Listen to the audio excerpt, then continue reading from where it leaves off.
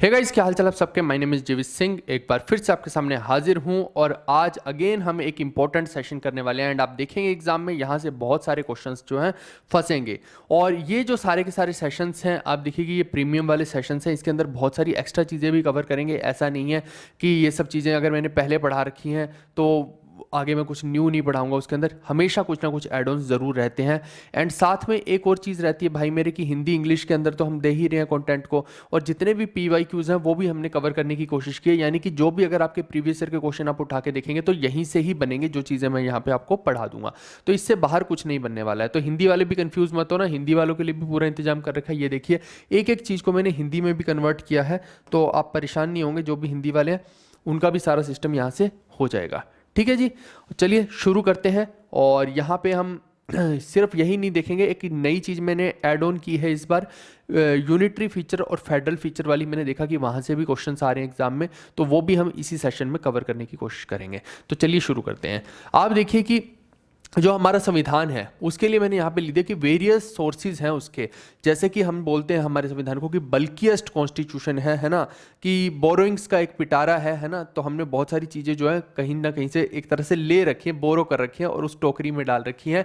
तो इसी को पूरे अमलगामेशन को ही हमारा संविधान बोला गया है। लेकिन उसमें हम ऐसा नहीं कर सकते थे कि केवल किसी एक कंट्री को फॉलो कर लेते कि अच्छा ब्रिटेन वाले हमारे ऊपर राज कर रहे हैं तो ब्रिटेन को ही पूरी तरह कॉपी कैट कर लिया।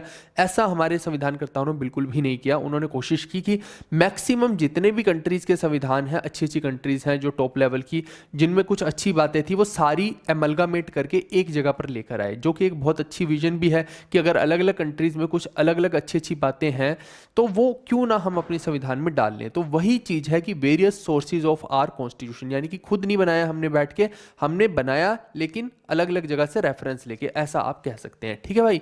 तो अब ये देखिए कि जो गवर्नमेंट ऑफ इंडिया एक्ट 1935 है, GOI 1935, यहां से हमने क्या क्या चीजें ले रखी हैं ये हमें पता होना चाहिए। दो ये ब्रिटेन का ही हो गया है ना, ब्रिटिश कॉन्स्टिट्यूशन का ही पार्ट हो गया एक तरह से, बट स्टिल क्योंकि ब्रिटेन वालों ने भारत के अंदर ये एक्ट बना रखा था तो हमें पूछ सकता है, तो इसलिए यहां पे ये इंपॉर्टेंट है कि जो फेडरल स्कीम है, ऑफिस ऑफ गवर्नर है, जुडिशरी है, पब्लिक सर्विस कमीशन है, इमरजेंसी प्रोविजन है और एडमिनिस्ट्रेटिव डिटेल्स, ये सारी हमने जो ली है गवर्नमेंट ऑफ इंडिया एक्ट 1935 से ली। और वैसे भी हमारा संविधान जो है ज्यादा किससे मेल खाता, वो इसी एक्ट से ही मेल खा रहा होता है ना। यहाँ ये एक तरह से रेफरेंस बना दिया इसको हमने, ये कह सकते हैं। अब दूसरा आपको पूछ सकते हैं कि ब्रिटिश कॉन्स्टिट्यूशन से हमने क्या क्या लिया, एडोप्ट क्या किया है। तो आप पार्ले बिस्किट से याद रख सकते हैं। पार्ले का मतलब यहाँ पे मेनली हो गया पार्लियामेंट्री गवर्नमेंट, ये बेहद इंपॉर्टेंट है। तो ये आप देखिए। फिर उसके बाद जो लेजिस्लेटिव प्रोसीजर है ये अगेन इंपॉर्टेंट हो जाता है, तो यहीं से मैंने पार्ले बना दिया। आप अपने भी कुछ भी बना सकते हैं, जो आपको इच्छा है वैसा कोई शॉर्टकट आप क्रिएट कर सकते हैं। ऐसे ही रूल ऑफ लॉ जो है वो भी ब्रिटिश कॉन्स्टिट्यूशन से लिया है। फिर जो हम बोलते हैं कि बाय, तो बाय का मतलब होता है बाई कैमरलिज्म, इस पर मैं अभी आऊँगा। ठीक है। और ऐसी सिंगल सिटीजनशिप, एस से आप single citizenship, SC single citizenship. ठीक है।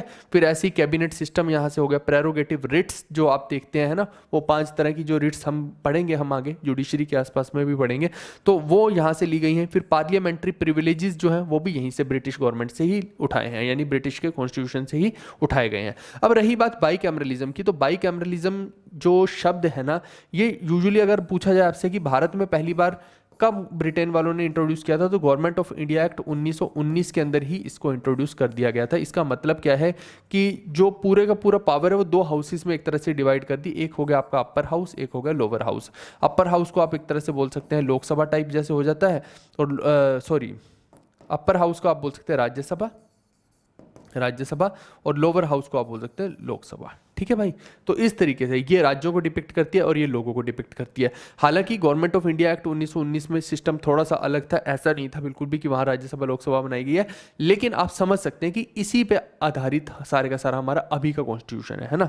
तो ये एक मैंने ब्रीफ आइडिया दिया आपको समझाने का। अब जब बाई कैमरलिज्म की बात हो ही रही है तो मैं एक और चीज आप लोग को समझा देता हूँ जो कि बेहद इंपॉर्टेंट है। ये हिंदी वालों के लिए लिखा हुआ है वही चीज, इस पर भी मैं अभी आऊंगा, लेकिन पहले मैं कुछ समझाना चाह रहा हूँ आप लोग को। आप देखिए कि जो पार्लियामेंट्री गवर्नमेंट होती है ना, उसमें बाई कैमरलिज्म का मतलब ही ये है कि 2 कैमरे, एक तरह से कि 2 लोग हैं, 2 अलग अलग ग्रुप्स हैं जो विजन रखे हुए हैं कि एक गलती करेगा तो दूसरा उसको सुधार सके। तो आप देखिए कि बाई कैमरलिज्म में एक तरह से मोटे तौर पे आप बोल सकते हैं जो पार्लियामेंट है, पार्लियामेंट को डिवाइड किया गया दो भागों में, एक है लोकसभा और एक है राज्यसभा। अगर तो आप सेंटर में बोल रहे हैं तब ये ऐसा है लोकसभा और राज्यसभा, लेकिन वहीं पे अगर आप बोल रहे हैं स्टेट के वाइज, तो स्टेट में इन्हीं की डेफिनेशन थोड़ी सी अलग हो जाती है और ये आपको पता होना चाहिए है। आप देखिए जैसे लोकसभा है तो इसको विधानसभा बोल देंगे, या फिर इंग्लिश में अगर आप बोलना चाहें तो लेजिस्लेटिव असेंबली बोल देंगे, ठीक है। तो लेजिस्लेटिव असेंबली कभी भी मैं बोलूंगा तो आप उसको किससे रिलेट कर सकते हैं, एक तरह से लोकसभा से रिलेट कर सकते हैं। जो लोगों के नुमाइंदे हैं, लोगों के द्वारा इलेक्ट हुए लोग हैं, वो लोकसभा में बैठते हैं। लेकिन वहीं पर राज्यसभा किसको डिपिक्ट करिए, अलग अलग राज्यों की पावर्स को डिपिक्ट करिए, उनके नुमाइंदों को डिपिक्ट करिए, तो इसको बोलते हैं विधान परिषद। ये होता है अपर हाउस और लोकसभा होता है लोअर हाउस। तो ये जो है विधान परिषद, इसको हम एक और भाषा में बोल देते हैं इंग्लिश में लेजिस्लेटिव काउंसिल। तो मैं कभी भी एलसी बोलूंगा तो लेजिस्लेटिव काउंसिल मतलब आप उसको रिलेट कर पाएंगे राज्यसभा से, और वहीं पे अगर मैं लेजिस्लेटिव असेंबली बोलूंगा तो आप उसको लोकसभा से थोड़ा सा रिलेट करके सोच सकते हैं। ये सोचने का एक तरीका, हालांकि ये होती किसमें है, स्टेट के अंदर होती है। ये मैं अगेन वही चीज आपको बता रहा हूं कि जो सेंटर में स्ट्रक्चर है वही स्टेट में स्ट्रक्चर रेप्लिकेट हो जाएगा। लेकिन अब ये बाइकैमरल स्ट्रक्चर हर स्टेट में है ऐसा नहीं है। पहले ये कितनी स्टेट हुआ करती थी, पहले ये स्टेट हुआ करती थी 7, लेकिन अब ये जो बाइकैमरलिज्म है वो 7 स्टेट में ना होकर केवल और केवल 6 स्टेट में रह गया है। इसका कारण ये है कि जो जम्मू कश्मीर है, हमें पता है कि वहाँ पे लद्दाख अलग कर दिया गया, वहाँ पे जम्मू कश्मीर अलग कर दिया गया, उनको यूटीज क्रिएट करना, वो सब चीज़ें हमें पता है ना। तो वहाँ से पहले जो जम्मू कश्मीर भी इसका पार्ट हुआ करता था बाइकैमरलिज्म का, यानी वहाँ पर क्या था, लेजिस्लेटिव असेंबली भी थी और लेजिस्लेटिव काउंसिल भी थी। लेकिन अब क्योंकि 2019-20 के आसपास उसको हटा दिया गया है ना, वहाँ पे आर्टिकल 370 को भी हटाया गया, तो वहाँ कुछ चेंजेस किए गए, जिसके एवज में क्या किया गया कि भैया वहाँ की जो लेजिस्लेटिव काउंसिल थी उसको हटा दिया गया, केवल असेंबली वहाँ पे रह गई। तो इस वजह से जो जम्मू कश्मीर है वो इसका पार्ट नहीं रहेगा, तो केवल और केवल 7 की जगह पे 6 स्टेट्स के अंदर आज की डेट में बाइकैमरलिज्म है, बाकियों में बाइकैमरलिज्म नहीं है। तो इसका मतलब है कि ये जो अब मैं 6 स्टेट आपको बताने वाला हूँ, वहाँ पे लेजिस्लेटिव असेंबली भी है और लेजिस्लेटिव काउंसिल भी है, और उसके अलावा बाकी की जितनी भी स्टेट्स हैं वहाँ पे केवल लेजिस्लेटिव असेंबली है, काउंसिल नहीं है, यानी अपर हाउस वहाँ पे नहीं है एक तरह से। यानी उन स्टेट्स की एक तरह से आप कह लो कि राज्यसभा टाइप चीज़ जो है वो नहीं है, ये समझ लीजिए, बस आप समझ गए। चलिए अब आप समझिए यहाँ पे कि वो 6 स्टेट्स कौन सी हैं। मैंने यूजुअली जब कभी यूट्यूब पे भी आप लोगों को पढ़ाया या हमेशा कभी भी बताया तो मैंने आपको एक तरीका बताया था याद करने का। मैंने बोला था कि आप ऐसे याद कीजिए कि माँ और भैयू ये क्या है, अनपढ़ है।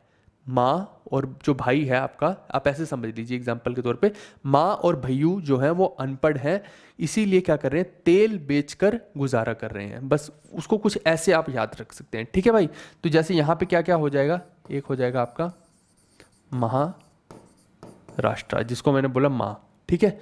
महाराष्ट्र के बाद मैंने जैसे कि आपको बोला कि माँ और भैयू है ना, तो भैयू का मतलब यहाँ पे क्या है, बिहार, ठीक है, बिहार और उत्तर प्रदेश, ठीक है, उत्तर प्रदेश, इसी को मैंने बोला बीयू, ठीक है। ऐसे करके आप समझ सकते हैं कि माँ और भैयू जो है वो क्या है, अनपढ़ है। अनपढ़ है तो अन और पढ़, यानी आंध्र प्रदेश, ध्यान देना आप, आंध्र प्रदेश, अनपढ़, ऐसे आप याद रख सकते हैं। इसीलिए क्या कर रहे हैं, तेल बेचकर गुजारा कर रहे हैं, यानी कि तेलंगाना, और तेल बेच कर, कर से आपका कहा जाएगा कर्नाटका, ठीक है, तेल बेच कर कर्नाटका।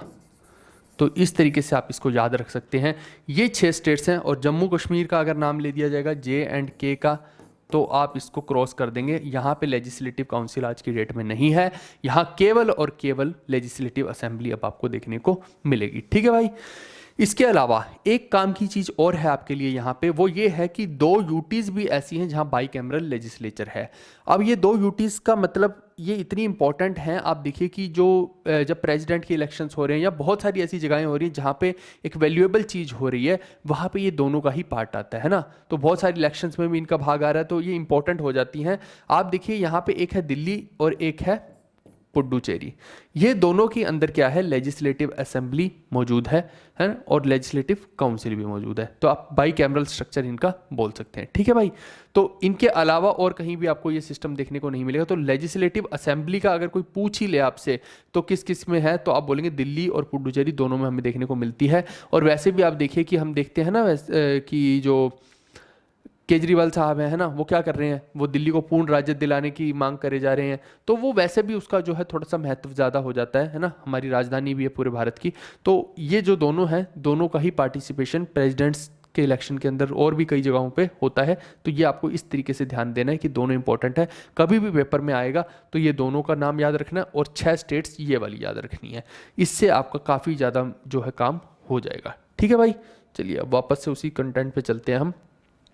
अब यूएसए से हमने क्या लिया है ये भी समझ लेते हैं। आप देखिए कि हमने जो फंडामेंटल राइट जितने भी पेपर में सीधा आएगा, फंडामेंटल राइट्स हमने कहाँ से लिए, तो यूएसए से लिए। इंडिपेंडेंस ऑफ जुडिशरी, जुडिशरी की इंडिपेंडेंस है ना, हमने बोला ना कि हमने अलग अलग बॉडीज बनाई है, ये लेजिस्लेटिव बॉडी है, ये जुडिशरी बॉडी है और ये जो है एग्जीक्यूटिव बॉडी है ना। तो ये किस लिए बनाया है हमने, ताकि कोई भी एक दूसरे के बीच में इंटरफेयर ना करे, जिससे कि क्या होगा कि ऐसा नहीं होगा कि कोई एक बॉडी जो वो ज़्यादा पावरफुल हो रही है ना। तो इस तरीके से जो है इंडिपेंडेंस ऑफ जुडिशरी हमें यहाँ से मिला यूएसए के कॉन्स्टिट्यूशन से। फिर जुडिशियल रिव्यू भी हमें यहीं से मिला। इम्पीचमेंट ऑफ प्रेसिडेंट अगर कोई पूछ ले, ये सीधा सीधा पेपर में आता है, वो भी हमने यूएस के कॉन्स्टिट्यूशन से लिया है। सुप्रीम कोर्ट के जजेस का रिमूवल हो गया या हाई कोर्ट के जजेस का रिमूवल अगर करना है तो वो भी यूएस के कॉन्स्टिट्यूशन से ले रखा है। वाइस प्रेसिडेंट की पोस्ट भी हमने यूएस के कॉन्स्टिट्यूशन से ले रखी है। तो again this is very important, ये आप याद करके रख सकते हैं। इसके अलावा आयरिश कॉन्स्टिट्यूशन का तो पिछले 2 साल से कई बार इसका क्वेश्चन आ गया आयरिश कॉन्स्टिट्यूशन का। इस बार भी ये पूछा गया था कि डीपीएसपी जो है वो कहाँ से अडॉप्ट किया गया है। तो डीपीएसपी यानी कि directive principles of state policy, वो हमने आयरिश यानी आयरलैंड कॉन्स्टिट्यूशन से लिया है। उसके अलावा nomination of members of Rajya Sabha and method of election of president, जो मैं बता रहा हूँ ना अभी कि प्रेसिडेंट में के इलेक्शन होंगे तो वहाँ पे जो है दिल्ली पुडुचेरी भी पार्टिसिपेट कर रहे होते हैं, वो सब हम वहाँ पे डिस्कस करेंगे। बट कहने का मतलब ये सब चीज़ें जो है ये हमने कहाँ से लिया, आयरिश कॉन्स्टिट्यूशन से लिए। ये आपको पता होना चाहिए, एकदम टिप्स पे होना चाहिए, पेपर में सीधा क्वेश्चन आता है। इसका कोई शॉर्टकट आप बनाने की ज़्यादा कोशिश करेंगे तो कोई सेंस नहीं बैठती है, सीधा सीधा आप ध्यान में रखिएगा इन चीज़ों को। उसके बाद जो कनाडा का कॉन्स्टिट्यूशन है, कनाडा कॉन्स्टिट्यूशन से हमने लिया है जो federation with a strong centre. जैसे हमारे यहाँ पे देखिए बेशक से हम फेडरल स्ट्रक्चर है, अभी इसके अगला पॉइंट मेरा वही होने वाला है जो मैं बता रहा था ना आपको कि वेरियस फोर्सेस के बाद हम एक फेडरल और यूनिटरी फीचर्स पे भी पढ़ेंगे। तो वो एक नई चीज़ मैंने इंसर्ट की है, तो वो उसमें मैं ज़्यादा अच्छे से समझाऊंगा। अभी तो समझ लीजिए कि फेडरल स्ट्रक्चर वो होता है जिसमें अलग अलग स्टेट्स होती हैं जो वो अपनी मर्जी से एक संगठन बनाती हैं, जिसको एक फेडरेशन बोल दिया जाता है।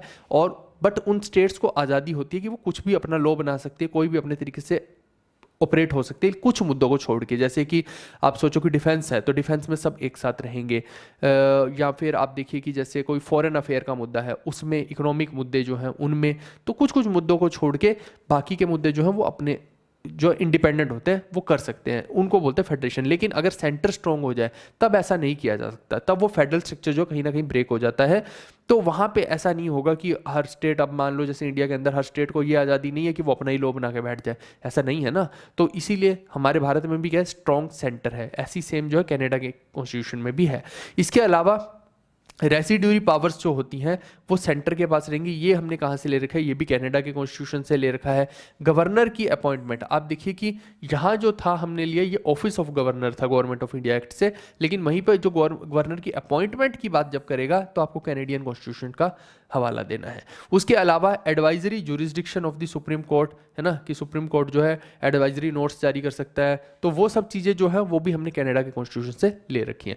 इसके अलावा 6 पॉइंट आता है आपका ऑस्ट्रेलियन कॉन्स्टिट्यूशन। इसमें सबसे इंपॉर्टेंट जो है वो कॉन्करेंट लिस्ट के बारे में ही आपसे पूछेगा, अगर पूछेगा। 3 तरह की लिस्ट होती है आपकी, एक होती है स्टेट लिस्ट, एक होती है आपकी यूनियन लिस्ट है ना, या जिसको सेंटर की लिस्ट कह सकते हो, और तीसरी होती है आपका कॉन्करेंट लिस्ट। अब होता क्या है भाई मेरे कि स्टेट लिस्ट में जो मैटर्स हैं वो सारे केवल स्टेट देखती है, यूनियन वाली में केवल यूनियन देखेगी, स्टेट का उस पर कोई अधिकार नहीं है ना। और जो कॉन्करेंट होती है उसमें यूनियन और स्टेट दोनों काम कर सकती हैं। जैसे आप देखिए कि एजुकेशन थी पहले एजुकेशन केवल और केवल स्टेट लिस्ट का पार्ट थी, लेकिन 42nd अमेंडमेंट में क्या किया गया कि ये एजुकेशन को जो है यहाँ से निकाल के स्टेट वाले से कॉन्करेंट में डाल दिया गया, क्योंकि सेंट्रल गवर्नमेंट खुद भी इस पे काम करना चाहती थी, स्टेट्स उतना अच्छा नहीं कर पा रही होंगी। तो कहने का मतलब है कि एजुकेशन आज की डेट में कहाँ पे पहुँच गया, कॉन्करेंट में, यानी अब स्टेट भी इसके ऊपर काम कर सकते हैं और यूनियन भी काम कर सकती है। तो इस तरीके से आप इस चीज़ को समझ पाएंगे। बेसिकली ये लिस्ट्स का यही मतलब है कि पावर को डिवाइड किया गया है स्टेट और सेंटर के बीच में, स्टेट और सेंटर के रिलेशंस को दर्शा रहा है एक तरह से।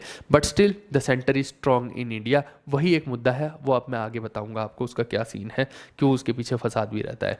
तो ऐसे ही देखिए कि जो गवर्नमेंट ऑफ इंडिया एक्ट है, भारत सरकार अधिनियम 1935, उसके अंडर क्या क्या है वो बता दिया। ब्रिटेन गवर्नमेंट जो या यूनाइटेड किंगडम का जो संविधान है उससे हमने क्या क्या ले रखा है वो बता दिया। अमेरिका से हमने क्या लिया है वो सारा हमने यहाँ पे डिस्कस कर लिया है। आयरलैंड से क्या लिए हैं वो सारी चीज़ें हमने यहाँ डिस्कस कर ली। कनाडा से हमने क्या लिया है ये यहाँ पे डाल दिया है। कॉन्करेंट लिस्ट जैसे समवर्ती सूची की अभी मैं बात कर रहा हूँ वो हमने ऑस्ट्रेलिया से लिया है, वो सारी हमने यहाँ पे डाल दी। तो कहने का मतलब है ये सब चीज़ें आपको याद होनी चाहिए। ठीक है दोस्तों, ये हो ही चुका है। चलिए, एक आता है आपका Weimar constitution of Germany. Weimar constitution का मतलब यही है जर्मनी का कॉन्स्टिट्यूशन। यहाँ से हमने लिया है सस्पेंशन ऑफ फंडामेंटल राइट्स। ये नहीं कि कभी इमरजेंसी लगी तो भारत के नागरिक हैं घूम रहे हैं डोल रहे हैं, नहीं नहीं ये तो मेरा अधिकार है मैं तो ऐसे ही करूँगा, उधर इमरजेंसी लगी हुई है, ऐसा नहीं होता ना। तो उनकी सस्पेंशन का जो पूरा का पूरा सिस्टम लिया गया वो हमने वीमर कॉन्स्टिट्यूशन से लिया है। फिर उसके बाद सोवियत कॉन्स्टिट्यूशन यानी कि यूएसएसआर, जो उसको आज की डेट में आप रशिया कह सकते हैं, उसके तो कई सारे टुकड़े उस टाइम पे हुए थे, है ना। तो ये जो है यहाँ से जो लिया है हमने फंडामेंटल ड्यूटीज़ जो है यहीं से लिए हैं। ठीक है भाई, फंडामेंटल ड्यूटीज़ से अगर आपको रिलेट करना है तो इंदिरा गांधी को रिलेट करेंगे, स्वर्ण सिंह को रिलेट करेंगे, है ना। वो जब पढ़ेंगे तो हम देखेंगे कि उसमें क्या है वो सीन। इसके अलावा आइडियल्स ऑफ जस्टिस यानी कि social justice, economic justice, political justice जो प्रियम्बल के अंदर है मेंशन, वो हमने कहाँ से लिया है वो भी हमने रशिया से ही लिया है दोस्तों। ठीक है, इसके अलावा फ्रांस से हमने क्या लिया है भाई, ये क्या है यूरोपियन यूनियन का पार्ट है फ्रांस, है ना। जर्मनी भी वहीं का ही पार्ट है। तो यहाँ से हमने लिया है Republic and ideals of liberty. अच्छा, ये चीज़ आप ध्यान रखिएगा कि हमारे संविधानकर्ताओं ने जो संविधान में प्रियम्बल में भी डाला है वो लिबर्टी शब्द डाल रखा है ना। लिबर्टी और फ्रीडम में एक अंतर होता है। लिबर्टी इज समथिंग कि आपको जो किसी से लेनी ना पड़े, है ना, वो होती है। जैसे पेरेंट्स अपने बच्चे को क्या दे रहे हैं, लिबर्टी दे रहे हैं, ना कि फ्रीडम। लेकिन फ्रीडम क्या चीज़ है, जो आपको किसी से लेनी पड़े। अगर किसी ने आपको बंधुआ मजदूर बना लिया है या फिर गुलाम कर लिया है जैसे अंग्रेजों ने भारत को किया, तो हमें उनसे फ्रीडम लेनी पड़ी। हम ये नहीं बोलेंगे कि उनसे लिबर्टी लेनी पड़ी, लिबर्टी ऑटोमेटिकली होती है, फ्रीडम हमें लेनी पड़ती है। तो हमारे संविधान के अंदर जो है वर्ड्स जो यूज किया गया, फ्रीडम की जगह पे लिबर्टी यूज किया गया। बहुत सोच समझ के वर्ड्स को इन्होंने इस्तेमाल किया है। ऐसे ही आप देखिए जो इक्वालिटी है, फ्रेटर्निटी है, ये सब जो प्रियम्बल का पार्ट है ये कहाँ से ले रखा है, बेसिकली हमने फ्रेंच कॉन्स्टिट्यूशन से लिया है। वहीं पे हम अगर साउथ अफ्रीका के कॉन्स्टिट्यूशन की बात करेंगे तो यहाँ से हमने क्या लिया है, अमेंडमेंट ऑफ द कॉन्स्टिट्यूशन। आप एक बात ध्यान रखिएगा कि जो हमारा संविधान है वो ये बोलता है कि आप कॉन्स्टिट्यूशन को अमेंड तो कर सकते हैं लेकिन उसकी जो बेसिक नेचर है उसको हैम्पर नहीं कर सकते हैं। अगर कोई भी व्यक्ति या कोई भी बॉडी जो है अगर ऐसा करने की कोशिश करती है तो क्या होगा, वो सुप्रीम कोर्ट उसके ऊपर अपना वर्डिक्ट दे सकता है और उसको अमान्य घोषित कर सकता है। ये आपको ध्यान रखना है ना, वायलेशन हो सकता है उसका। तो सीधी सी बात ये है कि जो बेसिक नेचर है अगर उसको हैम्पर ना किया जाए तो कॉन्स्टिट्यूशन को अमेंडमेंट कर सकते हैं। और उसमें भी ऐसा नहीं कि बहुत इजी है, दोनों जो राज्यसभा और लोकसभा की परमिशन लगेगी तब जाके होगा, वो मेजोरिटी का केस होता है। वो सब हम जब मेजोरिटीज़ के बारे में मैं पढ़ाऊंगा तो वहाँ पे देखेंगे। फिर उसके बाद elections of members of Rajya Sabha जो होते हैं वो भी हमने कहाँ से लिया है, साउथ अफ्रीका के कॉन्स्टिट्यूशन से लिया है। जापानियों से हमने क्या ले रखा है, procedure established by the law जो है हमने जापानियों से लिया है।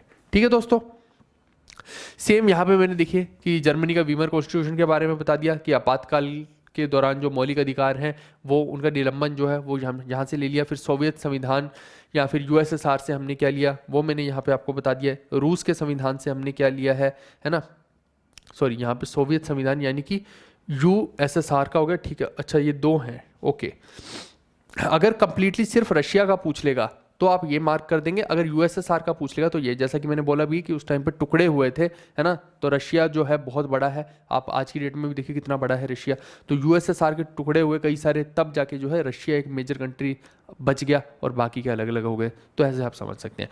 फिर फ्रांस से हमने क्या लिया वो हमने यहाँ पे मेंशन कर दिया, दक्षिण अफ्रीका का लिख दिया है, जापानियों का लिख दिया। तो कंप्लीटली मैंने आपको हिंदी इंग्लिश दोनों में बता दिया ये चीज़। चलिए, अब नेक्स्ट जो हम इसमें डिस्कस करने वाले हैं फेडरल और यूनिटरी फीचर्स के बारे में डिस्कस करने वाले हैं। अब इसको जब मैं समझाऊंगा आपको तो उसके लिए आपको पहले समझना पड़ेगा कि भैया फेडरल स्ट्रक्चर क्या होता है और यूनिटरी स्ट्रक्चर क्या होता है। आप देखिए कि जो बेसिकली यूनिटरी का मतलब क्या है, यूनिट का मतलब है एक, यूनिटरी का मतलब होता है कि किसी एक के पास पावर आ जाए पूरी की पूरी। जो मोनार्कियल रूल्स होते थे वहां भी क्या था, वो यूनिटरी स्ट्रक्चर ही था। जितने भी ये राजा रजवाड़े हुआ करते थे सारी पावर इनके हाथ में रहती थी पूरी स्टेट की। तो ये क्या हो गया, एक तरह से यूनिटरी फीचर हो गई। और ऐसे ही अगर आप मैं देखूं एक और मेरे दिमाग में चीज़ आ रही थी, चलो जब आएगी तो मैं बताऊंगा। और रही बात फेडरल फीचर की, तो फेडरल फीचर में क्या रहता है कि बहुत सारे अलग अलग स्टेट्स जो होती हैं वो अपनी मर्जी से एक साथ आती हैं और कुछ मुद्दों पे जो है वो एक दूसरे के साथ इंटरफेरेंस नहीं करती हैं और कुछ मुद्दों पे करती हैं, ठीक है भाई। तो वो एक तरह से होगा फेडरल स्ट्रक्चर। जैसे मैं एग्जांपल के लिए अगर आपको बताऊं, आज आप देखेंगे अरब कंट्रीज़ को, तो जैसे यूएई हो गया, है ना, यूएई हो गया, दुबई हो गया, ऐसे करके बहुत सारी ऐसी हैं। हालांकि इनके यहाँ पे क्या है, मोनार्कियल रूल है, अंदर तो मोनार्कियल रूल है, लेकिन 7 कंट्रीज़ जो हैं, 3 4 5 6 7, है ना, तो ये 7 कंट्रीज़ ने क्या बना दिया, एक साथ मिलके एक ग्रुप, एक क्लस्टर बना दिया, जिसको हम यूएई का नाम दे देते हैं आज की डेट में, है ना। तो ये पूरा यहाँ पे आबू धाबी लिख लो, ठीक है, आबू धाबी, तो ये पूरा क्या बन जाता है, यूएई, ठीक है। अब ये टोटल, इसमें और भी हैं, ओमान वगैरह भी है ना, तो ये मैंने सारी नहीं लिख रहा हूँ, 7 कंट्रीज जो हैं आपस में जुड़ गई यहाँ पे। अब ये जुड़ गई तो इसका मतलब ये है कि ऐसा नहीं है कि जो अबू धाबी वाले हैं वो दुबई वाले के साथ इंटरफेयर कर रहे हैं, वो उसके साथ कर रहे हैं, ऐसा नहीं है। जितने भी शेख हैं यहाँ पे सब अपना अपना राजपाट अलग अलग चला रहे हैं, अलग अलग रूल्स हैं उनके, है ना। हर दुबई में आपको अलग दिखेगा सिस्टम, अबू धाबी में अलग, ओमान में अलग, लेकिन ऊपर जो है इन्होंने पूरा एक संगठित कर लिया कि भैया ऐसा करते हैं जैसे कि हर बार जो भी एक टेन्योर फिक्स कर लिया कि इस टेन्योर के बाद, इतने साल के बाद हम क्या करेंगे, आपस में जितने भी शेख हैं आपस में सिर्फ बड़े बड़े शेख बैठेंगे और आपस में सलाह विमर्श करेंगे, या जो भी इलेक्शन करना है आपस में कर लेंगे, और फिर उनमें से डिसाइड होगा कि सबसे बड़ा शेख कौन बनेगा। आप ऐसे समझ लेना, है ना, who will be more powerful. तो वो व्यक्ति यहाँ पे जो है इनको लीड करेगा, लेकिन कुछ मुद्दों पर, जैसे कि मीडिया कंट्रोल का सिस्टम हो सकता है, डिफेंस का मुद्दा हो सकता है, फॉरेन अफेयर्स का मुद्दा हो सकता है, इससे बहुत हेल्प मिलती है। डिफेंस में आप सोचो कि अगर ये 7 कंट्रीज एक साथ जुड़ गई, है ना, जहां भी सेना की जरूरत है एक दूसरे को प्रोवाइड कर रही है, तो कितना बड़ा बेनिफिट हो गया, कोई हमला नहीं कर पाएगा। दूसरा आप सोचो कि जैसे फॉरेन अफेयर की बात करते हैं, है ना, तो अगर इनको, अगर एक छोटी कंट्री बात करेगी किसी दूसरी कंट्री से, बड़ी कंट्री से, यूएस से या इंडिया से या किसी से भी, तो उतना बेनिफिट नहीं होगा। लेकिन अगर ये यूएई इकट्ठा बात करेगा, यूनाइटेड अरब एमिरेट्स, है ना, तो इसका मतलब है कि 7 कंट्रीज बात कर रही है, समझ रहे हो उस चीज़ को। तो ये एक फ़र्क डालता है इस चीज़ का। आई होप कि ये चीज़ आपको क्लियर होगी हो। तो कुछ मुद्दों में ऐसी चीज़ होती है। 2 यहाँ पे अलग अलग जो है मोनार्कियल रूल ही है। यहाँ पे मोनार्कियल का मतलब तो यूनिटरी फीचर ही हुआ, लेकिन ऊपर जाके आप देखिए एक तरह से काम वो जो कर रहे हैं वो फेडरेशन टाइप का भी हो रहा है ना। मोनार्कियल में भी उन्होंने फेडरेशन बना ली एक, ठीक है, तो इसको बोलते हैं फेडरेशन। ऐसे ही सेम हाल जो आप देखेंगे अमेरिका के अंदर भी है, ठीक है। अमेरिका में भी आप देखिए न्यूयॉर्क अलग है, वाशिंगटन डीसी अलग है, कैलिफोर्निया अलग। तो कहने का मतलब है ये सारे के सारे जो है जुड़े हुए हैं आपस में, सब अपना अपना रूल चला रहे हैं, लेकिन जो है प्रेसिडेंट क्या रहेगा, एक ही रहेगा, है ना। ट्रंप साहब अभी प्रेसिडेंट बन गए जैसे आपने देखा। तो अब ये जो है जो पॉलिसी मेकिंग है जो टॉप लेवल पे रहेगी, है ना, या व्यापार का जो फॉरेन के साथ या इकोनॉमिकल रिलेशंस रहेंगे, वो सारे कौन हैंडल करेंगे, ट्रंप करेंगे। लेकिन जो अंदर के स्टेट लेवल पे रहेगा उनमें हैम्पर नहीं करेंगे। ये नहीं कि उनको जाके पोक कर रहे हैं, तंग कर रहे हैं। अब पंजाब को मान लो कि सपोज करो कि किसान बिल नहीं चाहिए थे, लेकिन नहीं, आप फिर भी इंट्रोड्यूस कर रहे हो कि नहीं ये तो पंजाब वालियों को देने ही पड़ेंगे, लगाओ इसके ऊपर जबरदस्ती, है ना। ऐसा नहीं है, वो जो हो गया वो फिर यूनिटरी पार्ट हो गया, है ना। तो वही चीज़ मैं आपको बताना चाह रहा हूँ। यहाँ पे 2 अलग अलग चीज़ें हैं कि जो ऑस्ट्रेलिया में और यूएस में है, जितनी भी स्टेट्स जुड़ी हुई हैं, यूनाइटेड स्टेट्स जिसको हम बोल रहे हैं, है ना, तो वो अपनी मर्जी से जुड़ी हुई हैं और उनको जो है पूरी स्वतंत्रता है, उनका पास पूरा अधिकार है, उनको कोई भी उनके प्रोसेस में या उनके राजपाट में इंटरफेयर नहीं करता है, समझ गए। लेकिन वहीं पे क्या भारत में भी ऐसा है? जी नहीं, ऐसा नहीं है। भारत में जो सिस्टम है वो फेडरल कहने को तो है, लेकिन दैट इज क्वासी फेडरल, है ना, कंप्लीटली फेडरल नहीं है स्ट्रक्चर। उसमें वही मैंने अभी आपको बताया था, जैसे कि डिवीजन ऑफ पावर की गई है 3 लिस्ट के आधार पे की गई है ना, state list, union list, concurrent list. अब जो स्टेट लिस्ट है केवल स्टेट को उतनी ही पावर है, जो यूनियन की लिस्ट है यूनियन को तो सारी ही पावर है, और कॉन्करेंट में देखिए कि वो अधिकार दोनों के पास है। लेकिन हम जब इसको भारत के कॉन्स्टिट्यूशन को पढ़ते हैं तो हम देखते हैं कि कहीं ना कहीं जो है जो यूनिटरी फीचर है ना, जो एकता का पूरा वो हो गया ना कि एक व्यक्ति के पास संगठित पावर है ना, सेंट्रलाइज करना पावर, वो एक जगह पे जो हो रही है सेंट्रलाइजेशन ऑफ पावर है जो, वो ज्यादा है as compared to federal structure, ठीक है। इसीलिए मैंने बोला कि क्वासी फेडरल है। बहुत सारे इतिहासकारों ने बहुत कुछ उल्टा पुल्टा बोला इस चीज के बारे में, मैं आपको आगे दिखाऊंगा अभी, बट नॉट कंप्लीटली फेडरल। अब इसका ही एक कारण मैं बताता हूँ। जैसे आप देखिए कि पंजाब है, पंजाब हो गया या तमिलनाडु हो गया, बहुत सारी स्टेट्स ऐसी थी जो उस टाइम पे अपने आप को सेपरेट कह रही थी, है ना। हैदराबाद था, तो हैदराबाद तो ना भारत का पार्ट बना था ना पाकिस्तान का पार्ट बना था, हैदराबाद वो इंडिपेंडेंट। वो तो एक अलग बात है कि पुलिस एक्शन करवा के उसको अपने साथ सम्मिलित किया गया, है ना, भारत के अंदर यूनियन के तौर पे बनाया गया, यूनियन ऑफ इंडिया के अंदर पार्ट बनाया गया, but that was not the part of India और पाकिस्तान दोनों में से किसी का पार्ट नहीं रहना चाहता था। ऐसे ही सेम हाल पंजाब का भी था, है ना। पंजाब का आप देखिए कि आधे से ज़्यादा पाकिस्तान तो पंजाब ही है ना। उधर पंजाब और इधर भी पंजाब, तो पंजाब तो पूरा का पूरा अलग ही सेपरेट एक नेशन बनना चाहता था, लेकिन वो भी पॉसिबल नहीं हो पाया किसी भी एंगल से। तो ऐसे इसका मतलब क्या हो गया कि अगर सपोज करो कि ये होता कि इन सबके पास अधिकार होता खुद से, कि पंजाब खुद अपनी मर्जी से भारत का पार्ट बन रहा है, हैदराबाद खुद अपनी मर्जी से भारत का पार्ट बन रहा है, और ऐसे करके पूरा एक भारत बन गया, है ना। तो उसका फायदा ये है कि भैया हर कोई जो है अपने हिसाब से रूल कर पा रहा है, कोई भी सेंटर वाला उसके ऊपर जबरदस्ती अपने जो पॉलिसीज हैं वो इम्पोज नहीं कर रहा है, और उस स्टेट के रिसोर्सेज उस स्टेट के अंदर ही यूज हो रहे हैं। तो ये एक उनकी स्टेट्स का बेनिफिट हो जाएगा, लोगों के सेंटिमेंट्स कम हर्ट होंगे। लेकिन उसका नुकसान क्या है? नुकसान ये हो जाएगा कि सेंटर जब कमजोर हो जाता है, आप सोचो कि ये सेंटर अगर कमजोर हो गया तो ये जितनी भी स्टेट्स हैं, अगर कल को ये स्टेट्स बोलें कि नहीं मैं तो हटना चाहता हूँ, मैं तो भारत का पार्ट नहीं रहना चाहता, मैं जाके पाकिस्तान के साथ मिलना चाहता हूँ, तो कितना गड़बड़ हो जाएगा वो वाला चीज़, है ना। यानी कि सेंटर जो है वो इनको कुछ कह ही नहीं पाएगी। ये थोड़ा सा वैसे ही हो गया जैसे कैलिफेट रूल था ना ईरान में, खलीफा का रूल, वो बस नाम का एक नॉमिनल हेड बन गया था, है ना। वैसा सही हो जाएगा। फिर जब ये कुछ कर ही नहीं पाएंगे सेंटर वाले, तो फिर गड़बड़ है, फिर तो हर स्टेट इधर उधर जा रही है। कोई उधर तमिलनाडु वाले बोल रहे हैं कि हम श्रीलंका के साथ जा रहे हैं, ये वाले इधर वाले पंजाब वाले साइड के मान लो कि उधर चले गए पाकिस्तान के साथ, है ना। तो ऐसे ऐसे करके तो हर स्टेट है, उधर अरुणाचल प्रदेश वगैरह बोले हम चाइना के साथ। तो ये इस तरीके से तो फिर वो भारत संगठित रह ही नहीं पाएगा, है ना। तो ऑब्वियस सी बात है कि अगर किसी को संगठित रखना है तो भारत के अंदर तो इतना जो कास्ट क्रीड रिलीजन इतना ज़्यादा है, हर 100 किलोमीटर में तो सब चेंज हो जाता है, वेशभूषाएं, बोली, सब चीज़ें तो चेंज हो रही हैं। तो इनको जो कंट्रोल कर सकते हैं डंडे के जोर पे कर सकते हैं। सीधी सी बात है, आप सोचो कि भारत के लोगों को ऐसी एकजुटता बना दिया जाए, वो मुश्किल है। या तो धर्म के साथ होगा या डंडे के साथ होगा। इसीलिए इनको पूरे को एक ऊपर से लेकर नीचे तक जो है धर्म के नाम पे भी पिरोया गया है, बिल्कुल सत्य बात है, और दूसरा डंडे के जोर पे भी। नहीं तो आप देखिए कि वही छोटे छोटे राजा रजवाड़े रह जाते हैं यहाँ पे, और जो फ्यूडल स्ट्रक्चर है इतना ज़्यादा हो जाता कि हम कभी भी स्ट्रांग हो ही नहीं पाते। वो हमारे लिए एक बहुत ज़्यादा चैलेंजिंग हो जाता। ठीक है, तो आई होप कि ये चीज़, ये कंसेप्ट मैंने आपको यहाँ पे क्लियर कर दिया होगा। अब मैं इसको जब बताऊंगा तो आपको ज़्यादा चीज़ें समझ में आएंगी। ठीक है जी। ऊपर तो डेफिनेशन है ये, जैसे फेडरल फीचर्स कौन कौन सी होती है, पहले फेडरल फीचर्स के बारे में देख लेते हैं कि जैसे written constitution, dual polity, bicameralism, supremacy of the constitution, independent judiciary, rigid constitution, division of power, ये सारे जो है फेडरल स्ट्रक्चर के अंदर होती हैं फीचर्स। इनके बारे में मैं बताने वाला हूँ एक एक करके, इसीलिए मैंने फटाफट से यहाँ पे बोल दिया। आइए, ये डेफिनेशंस लिखी है फेडरल स्ट्रक्चर की, क्या होती है वो सब चीज़ें मैंने बता दी है, और वो तो मैं वैसे भी एग्जांपल से समझा चुका हूँ। अच्छा, अकबर ने जो कर रखा था वो भी एक तरह से आप यही बोल सकते हैं कि वो यूनिटरी फीचर का पार्ट था। ठीक है, यानी कि डंडे का जोर चला रखा था और सबको अपने साथ जोड़ रखा था। ऐसा नहीं था कि हर कोई स्टेट जो है उससे अलग हो सकती है, अलग नहीं हो सकती थी। तो वो अगर मुगल पीरियड में देखेंगे तो अकबर वाला भी सेम ऐसा ही सिस्टम चल रहा था। चलिए, अब फेडरल फीचर्स के अंदर पहली जो मैंने बोला रिटन कॉन्स्टिट्यूशन, तो इसका मतलब है कि जो एक कॉन्स्टिट्यूशन है वो लिखित रूप में होना चाहिए है। तो ये अगर हम बोलेंगे तो ये फेडरल का ही पार्ट हो जाता है, ये यूनिटरी का नहीं है। यूनिटरी में क्या होता है, जैसे राजा रजवाड़ा है तो वो जरूरी नहीं है ना कि अपना कुछ लिखेगा कि जी नहीं भैया मैंने लिख दिया मैं इसी को फॉलो करूंगा, वो अपनी मर्जी से फॉलो करेगा जो उसका दिल करेगा। लेकिन यहाँ पे ऐसा नहीं है। फेडरल का मतलब यही हो गया कि एक डिसेंट वाला जिसको आप एक्सेप्ट कर पाए, एक्सेप्टेबल, है ना। तो ये जो है लेंदी कॉन्स्टिट्यूशन भारत का है वो हमें पता है, लेकिन रिटन कॉन्स्टिट्यूशन इसी का पार्ट होता है फेडरल फीचर का।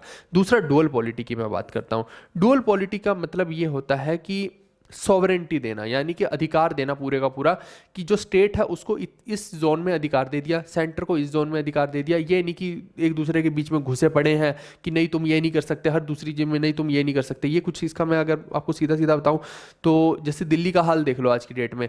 अब केजरीवाल साहब कुछ भी करने जाते हैं, ऊपर से एलजी का डंडा आता है, वो वहीं पर रोक देते हैं उस काम को, वो वहीं पर रोक देते हैं बार बार। इससे क्या हो रहा है, लोगों का नुकसान हो रहा है, बार बार कोई काम हो ही नहीं रहा है। तो ये जो है ये एक बहुत घटिया चीज होती है। तो यहाँ पे क्या हुआ, यहाँ पे वो जो फेडरल स्ट्रक्चर को किसने ओवरकम कर लिया, यूनिटरी ने ओवरकम कर लिया। यानी कि जो सेंटर है उसके पास पावर थी, उन्होंने जो है डंडे का जोर चलाया और जबरदस्ती उस चीज को वहां पे हैम्पर करने की कोशिश कर रहे हैं। जो इंटरनल पॉलिटिक्स है उसको हैम्पर करने की कोशिश कर रहे हैं, इंटरनल व्यवस्था को खराब कर रहे हैं। आप ऐसा समझ सकते हैं थोड़ा सा। ठीक है, तो डुअल पॉलिटी का यही मतलब होता है कि दो तरह के राजतंत्र चलेंगे भारत के अंदर। आप ऐसे समझ लीजिए, एक स्टेट में अलग चलेगा और सेंटर में अलग चलेगा, है ना। लेकिन स्टेट फिर भी आप देखेंगे कि मजबूत ही रहेगी। यहाँ पे ऐसा नहीं हो सकता कि सॉरी सेंटर जो है वो मजबूत ही रहेगा, नॉट स्टेट, है ना। तो सेंटर मजबूत ही रहेगा, ये नहीं हो सकता कि स्टेट्स अपनी जो है ओवर पावर कर जाए सेंटर को, ये पॉसिबल नहीं है भारत के अंदर। और अगर चाहे भी स्टेट्स की भारत से अलग हो जाए तो वो भी नहीं हो सकता है। That are the combined part of India, ये आप समझ सकते हैं, ठीक है।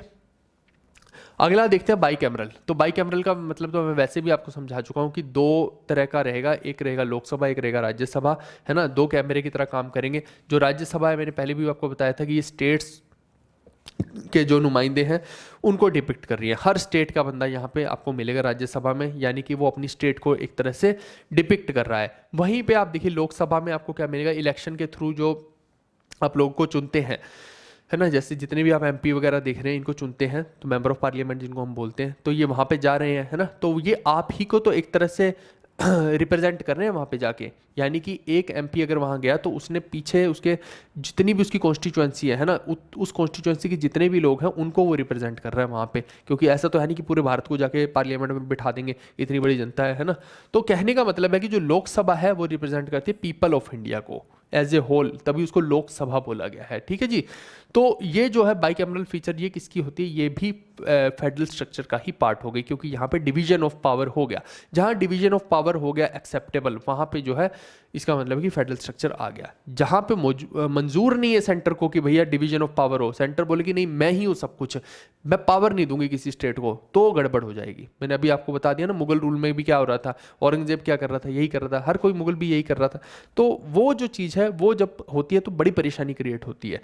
फिर उसके बाद जो है डिवीजन ऑफ पावर्स की बात आ रही है कि 3 लिस्ट होती हैं, ये मैं ऑलरेडी बता चुका हूँ, ये तो फेडरल का पार्ट है ही है, क्योंकि पावर को डिवाइड कर दिया है। फिर सुप्रीमेसी ऑफ कॉन्स्टिट्यूशन की मैं बात करता हूँ, तो कॉन्स्टिट्यूशन के अंदर आप देखिए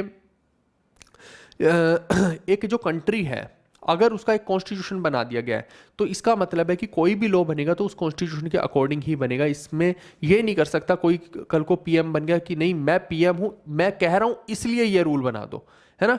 अब आप बोलो कि देश का प्राइम मिनिस्टर उठ के आए, वो बोले कि I am the prime minister, I am telling you to make this law, just make this law, कितना ही रोब मार ले कोई नहीं बनाने वाला जब तक कि कॉन्स्टिट्यूशन के थ्रू ना हो वो। यानी कि आप देखिए कि लोकसभा की परमिशन लग रही है, वहाँ पे पूरा का पूरा उसको मेजोरिटी में पास कराना पड़ रहा है, राज्यसभा की परमिशन लग रही है, वहाँ पे मेजोरिटी में पास करवाना पड़ रहा है, फिर प्रेसिडेंट साहब के पास भेज रहे हैं, वो साइन कर रहे हैं, फिर वो आ रहा है। पूरा ये प्रोसेस जब तक नहीं चलेगा तब तक ये जो कानून है ये नहीं बन सकता। अगर पहले कोई राजा था, राजा बोल दे मुंह से निकाला और कानून बन गया, सिंपल सा, है ना। लेकिन यहाँ पे ऐसा नहीं है, तो ये फर्क दिख रहा है आपको। So this is called federal structure, कि अपनी मनमर्जी नहीं चलेगी, फेडरल स्ट्रक्चर हो गया। तो ये भी क्या हो गया, सुप्रीमेसी ऑफ कॉन्स्टिट्यूशन भी फेडरल स्ट्रक्चर का ही पार्ट हो गया। सेम मैंने हिंदी में भी लिखा हुआ है सारी की सारी चीज़ें।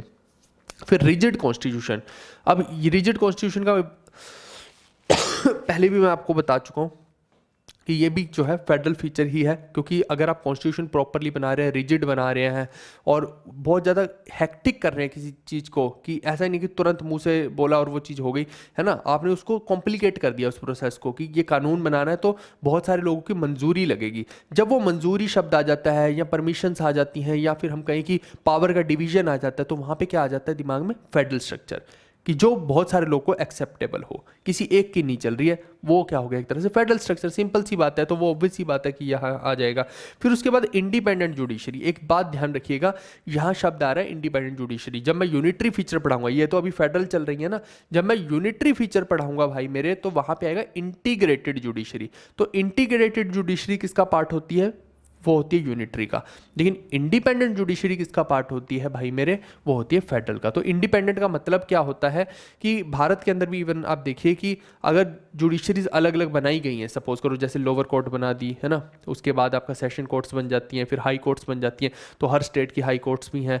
और हाँ, ये ज़रूर है कि कुछ स्टेट्स शेयर करती हैं कुछ हाई कोर्ट्स को, है ना, कि एक हाई कोर्ट जो है वो 2 स्टेट्स को शेयर कर रही है ना, ऐसे भी हो सकता है 2 स्टेट्स शेयर कर रही है एक हाई कोर्ट को, तो वो that is different thing. But कहने का मतलब है कि स्टेट्स के पास अपनी अपनी एक कोर्ट दे दी गई ना, और उनकी स्टेट की सुप्रीम कोर्ट जो होती है वो कौन सी है, हाई कोर्ट ही तो है ना। लेकिन सेंटर में जो सबसे टॉप नॉच कोर्ट है वो कौन सी है, वो सुप्रीम कोर्ट है, समझ गए। जब तक मैं बात कर रहा था हाई कोर्ट तक की, तब तक तो वो था इंडिपेंडेंट जुडिशरी का सिस्टम, कि हर स्टेट के पास एक अपनी हाई कोर्ट हो गई। लेकिन जब मैंने बात कर दी सुप्रीम कोर्ट की, तो वहां पे हो गया मामला गड़बड़। वो क्या हो गया, वो यूनिटरी फीचर हो गया दोस्त, वो फेडरल फीचर नहीं रहा, क्योंकि सुप्रीम कोर्ट को आपने सबसे टॉप पे बिठा दिया, है ना, वो हाई कोर्ट को भी बाईपास कर सकती है। तो इसका मतलब क्या हो गया, सबसे टॉप पे तो फिर सेंटर हो गई, फिर तो यूनिटरी फीचर ही होगी वो, है ना, एक व्यक्ति का अधिकार हो गया। यानी कोर्ट में भी फिर से आपने एक व्यक्ति का अधिकार कर दिया, एक कोर्ट का अधिकार कर दिया जो सब कोर्ट्स को नीचे चला रही है। अगेन पावर सेंट्रलाइज की गई, तो ये भी एक गड़बड़ है ना। तो इसीलिए भारत के स्ट्रक्चर को भी हम कंप्लीटली फेडरल नहीं बोल सकते। दो इंडिपेंडेंट जुडिशरी दी गई है इस पर्पस के लिए कि भैया जो कॉन्स्टिट्यूशन की सुप्रीमेसी है उसको बचाया जाए। दूसरा है कि जो सेंटर और स्टेट के बीच के झगड़े हैं या दो स्टेट्स के बीच के झगड़े हैं वो भी जो है उस कोर्ट में सोल्व किए जा सके। मैक्सिमम वो चीज़ें जो होती हैं वो हाई कोर्ट में देखने को मिलती है ना, और अगर उससे बाहर निकल के वो सुप्रीम कोर्ट में जा रही है तो ऑब्वियस सी बात है कि फिर वो जो है यूनिटरी फीचर का पार्ट हो जाएगा। आई होप कि ये चीज़ आपको समझ आ गई होगी। तो अब जो आ रहा है आप ऊपर देखिए हेडिंग को, ये है यूनिटरी फीचर्स, ठीक है। एकात्मक विशेषताएं क्या है हमारे संविधान की। अभी तक मैंने फेडरल स्ट्रक्चर तो बता दिया, मैंने ये इसीलिए बोला कि दोनों का ब्लेंड है, फेडरल और यूनिटरी दोनों ही फीचर भारत के स्ट्रक्चर में। फेडरल वाली मैंने समझा दी, अब मैं यूनिटरी वाली समझाने वाला हूँ। स्ट्रॉन्ग सेंटर, यूनिटरी का मतलब आप समझिए कि किसी एक के पास सारी पावर आ जाए, किसी एक बॉडी के पास सारा अधिकार आ जाए। तो आप मेरे को बताओ कि सेंटर के पास ज़्यादा अधिकार है कि नहीं है। पीएम साहब और उनकी पूरी काउंसिल जो है, क्या उनके पास ज़्यादा अधिकार नहीं है क्या? आप सोचो मेरे को कि अगर किसानों को इतना आंदोलन करना पड़ गया कि भैया ये कानून नहीं आने चाहिए, तो फिर इसका मतलब क्या है? वो तो स्टेट में बैठे हैं लेकिन उनके ऊपर ये चीज़ इंपोज की जा रही है। कहाँ कौन कर रहा है? सेंटर कर रही है, सेंटर की सरकार कर रही है। इसका मतलब कि सेंटर की सरकार के पास ज़्यादा पावर है, सेंट्रलाइजेशन ऑफ पावर हो रखी है। तो ये क्या हो गया? ये तो यूनिटरी फीचर हो गई ना उसकी। क्या यूएस में कभी ऐसा हुआ देखा है आपने? क्या ऑस्ट्रेलिया में कभी ऐसा हुआ देखा है कि सेंटर में मान लो वो बोल दें यूएस के अंदर कि भैया ट्रंप साहब जबरदस्ती बोल रहे हैं, नहीं मैं तो ये बिल लाऊंगा, लगाओ लगाओ, कैसे नहीं लगाओगे मैं तारे को बताऊंगा, है ना। ऐसा थोड़ी होता है भाई, जबरदस्ती नहीं है ना। सो वहाँ पे क्या है, फेडरल स्ट्रक्चर ब्रेक हो जाता है भारत का, यानी कि सेंटर स्ट्रांग हो गया। उसके फायदे भी हैं, मैं वही बोल रहा हूँ कि फायदे ये हैं कि कल को कहीं पे भी कोई बाहरी आक्रमण होता है या डिफेंसिव सिस्टम है उसमें हेल्प मिलती है, तो वो भी एक अच्छी चीज़ है ना। दूसरा आप देखिए सिंगल कॉन्स्टिट्यूशन। अगर आप सोचो हर स्टेट अपना अलग अलग कॉन्स्टिट्यूशन बना लेगी तो वो क्या होगा, वो फेडरल स्ट्रक्चर हो गया, यानी आपने डिवाइड कर दिया पावर को। लेकिन आपने अगर एक सिंगल कॉन्स्टिट्यूशन बना दिया और बोला कि पूरा भारत इसी को फॉलो करेगा, तो ये क्या हो गया, एक शिकंजा बना दिया, है ना। तो ये हो गया यूनिटरी फीचर। अब देखिए स्टेट्स नॉट इंडेस्ट्रक्टिबल, इसका मतलब है कि कोई भी जो राज्य है वो अपने आप को भारत से अलग नहीं कर सकता है। अब अगर मैंने वही बोला कि अपनी मर्जी से कोई आ रखा है और भारत का पार्ट बन रखा है, ठीक है, जैसे सिक्किम का हम केस देखते हैं, तो सिक्किम अपनी मर्जी से आया, भारत का पार्ट बना, है ना, तो हमने उसको एक्सेप्ट कर लिया। लेकिन अब हम ये बोले कि सिक्किम वाले आज बोलें कि नहीं भैया हम तो अलग होना चाहते हैं, तो वो एक्सेप्टेबल नहीं है। आप एक बार भारत का पार्ट बन गए तो बन गए, अब आप अलग नहीं हो सकते यहाँ से, समझ गए। तो ये क्या हुआ, अगेन सेंटर मजबूत हुआ, एक जगह पे पावर संगठित हुई, तो इसका मतलब है ये भी यूनिटरी फीचर हुई। ठीक है दोस्त, आगे इमरजेंसी प्रोविजन में देखिए, आप खुद देखिए कि इमरजेंसी जहाँ जहाँ लगती है। अब मान लो पंजाब में जब इमरजेंसी लगी, ब्लू स्टार ऑपरेशन हुआ, है ना, तो सारी पावर किसके पास चलेगी, सेंटर के पास चलेगी। आप कहीं पे प्रेसिडेंट रूल लगा रहे हो तो पावर कहाँ जा रही है, प्रेसिडेंट साहब के डंडे के अंदर चल रहा है सब कुछ, है ना। तो वो कौन है, प्रेसिडेंट साहब, सेंटर के ही तो है। क्या स्टेट के प्रेसिडेंट होते हैं? नहीं होते ना, तो बस वही समझ लीजिए। तो इसका मतलब है कि कभी भी इमरजेंसी लगेगी तो सारा का सारा कंट्रोल जो है, टोटल कंट्रोल जो है वो सेंटर के पास शिफ्ट हो जाएगा। ये भी क्या होगी, यूनिटरी फीचर होगी, किसी एक के पास सारा कंट्रोल चला जाएगा। ठीक है, उसके बाद सिंगल सिटीजनशिप की बात करते हैं। तो आप देखो कि जो पूरा का पूरा भारत है वो बोलता है कि एक ही सिटीजनशिप हो सकती है। ऐसा नहीं कर सकता कि मान लो कि अब यूपी के जो लोग हैं वो बोलें कि भैया अगर कोई बंदा विदेश जा रहा है तो उसको उधर की भी सिटीजनशिप ले लेने देंगे और यूपी की भी दे देंगे, या पंजाब वाले हैं वो कनाडा जा रहे हैं तो ये नहीं हो सकता कि उनको कनाडा की सिटीजनशिप भी मिल जाए और पंजाब की भी मिल जाए। ये पॉसिबल नहीं है। अगर आपने बाहर जाकर किसी भी दूसरी स्टेट की, या स्टेट पूरे वर्ल्ड लेवल पे जब हम बोलते हैं अलग अलग कंट्री को तो स्टेट भी बोल देते हैं, ठीक है, तो वो कंफ्यूज मत करना, मैं उस एंगल से अगर स्टेट बोल रहा हूँ, चलिए कंट्री बोल देता हूँ। अगर आपने किसी और कंट्री में जाके वहाँ की सिटीजनशिप ले ली तो आपको भारत की नागरिकता छोड़नी पड़ेगी, समझ गए। अब इसका उल्टा भी है, जैसे ये मैं पढ़ाऊंगा अभी सिटीजनशिप में भी। अगर मान लो कि बाहर से कोई जुकरबर्ग साहब जो है वो भारत आ रहे हैं, है ना, तो भारत आ रहे हैं, वो बोलते हैं कि मैं भारत का सिटीजनशिप बनना चाहता हूँ, है ना, तो उनको क्या करना पड़ेगा, वहाँ की सिटीजनशिप छोड़ के यहाँ पे जो है सिटीजनशिप मिलेगी। ऐसे नहीं हो सकता कि वो फॉरेन की सिटीजनशिप भी रख रहे हैं यहाँ की भी रख रहे हैं, वो पॉसिबल नहीं है। भारत बोलता है कि सिंगल सिटीजनशिप हम देंगे, ठीक है जी। तो ये भी यूनिटरी फीचर हो गई। उसके बाद ऑल इंडिया सर्विसेज की जब मैं बात करता हूँ, यानी IAS IPS IAFS अधिकारी, तो आप देखिए कि सोच के देखो इस बात को कि हर स्टेट के अंदर अगर स्टेट्स इतनी ज़्यादा इंडिपेंडेंट होती हमारी, है ना, कि पंजाब बहुत इंडिपेंडेंट है, आंध्र प्रदेश बहुत इंडिपेंडेंट है, हरियाणा बहुत इंडिपेंडेंट है, इतनी ही इंडिपेंडेंट होती भाई मेरे, तो यहाँ के जो आप IAS IPS बिठा रहे हो वो तो सेंटर के ही नुमाइंदे हैं, समझ रहे हो। आज इनकम टैक्स डिपार्टमेंट अगर सपोज करो कि अलग अलग स्टेट्स में है, मान लो आप यूपी में है, बिहार में, वहाँ पे इनकम टैक्स डिपार्टमेंट है, तो क्या वहाँ पे स्टेट के कोई ऑफिशियल बैठ रहे हैं क्या इनकम टैक्स में? जी नहीं, वो किसके बैठ रहे हैं? सेंटर के बैठ रहे हैं, समझ रहे हो इस चीज़ को। ऐसे ही आप देखिए IFS अधिकारी को, ऐसे ही IAS अधिकारी को भी देखिए, है ना। तो IAS अधिकारी जो एडमिनिस्ट्रेशन चला रहे हैं वो कहाँ से आ रहे हैं भाई मेरे?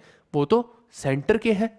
IAS अधिकारी तो स्टेट के थोड़ी है भाई मेरे, सोचो ना इस चीज़ को। IAS बोल दिया ना, ऑल इंडिया सर्विसेज की बात हो रही है ना भाई मेरे, UPSC की बात हो रही है, स्टेट PSC की बात नहीं हो रही है। स्टेट के अलग होते हैं लेकिन उनके पास उतनी पावर नहीं होती जितनी कि IAS अधिकारी के पास होती है। और IAS अधिकारी किसकी सुनेगा? मोदी जी की सुनेगा या CM की सुनेगा? सोच के देखो जरा एक बारी बात, किसकी सुनेगा? तो यानी कि कंट्रोल अल्टीमेटली किसके पास रह रहा है? सेंटर के पास ही रह रहा है, स्टेट का एडमिनिस्ट्रेशन के मामले में भी। तो यहाँ क्या होगी? फेडरल स्ट्रक्चर ब्रेक हो गया। यही चीज़ है, यही दिक्कत है, इसीलिए बहुत सारी स्टेट्स बोलते थे कि हमें अलग करो, हमें आज़ाद करो, आपने तो ज़बरदस्ती हमें यूँ कंट्रोल कर रखा है। अब आप शायद समझ पाएंगे उस चीज़ को, ठीक है। जैसे पंजाब के साथ भी यही केस हुआ था, जब आज़ादी ली गई थी तो पंजाब को नेहरू जी ने प्रॉमिस किया उस टाइम पे। अब वही दिक्कत है, जम्मू कश्मीर का मुद्दा किसने फंसाया? नेहरू जी ने। पंजाब का मुद्दा किसने फंसाया? नेहरू जी ने।